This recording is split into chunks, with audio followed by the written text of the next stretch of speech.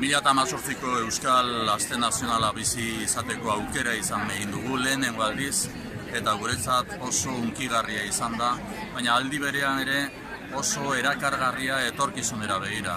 Bada hemen oroimena, baina bestetik ere etorkizunera begirako erronkei aurre egiteko konpromisoa ere euskaltzaletasuna mantenduz eta horretan landuz. Beraz, Aste Nazional honetan egoteak bide bat ematen digu, orain arte izandako elkarren arteko loturak estutu egin ahal izateko eta elkarlanean aritzeko.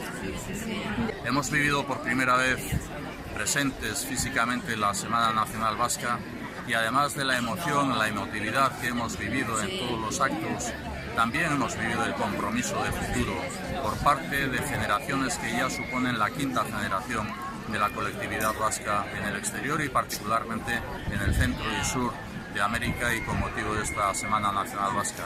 Nos llevamos además el recuerdo y el compromiso que para nosotros supone también un acicate en estrechar más los lazos que existían ya hasta el momento.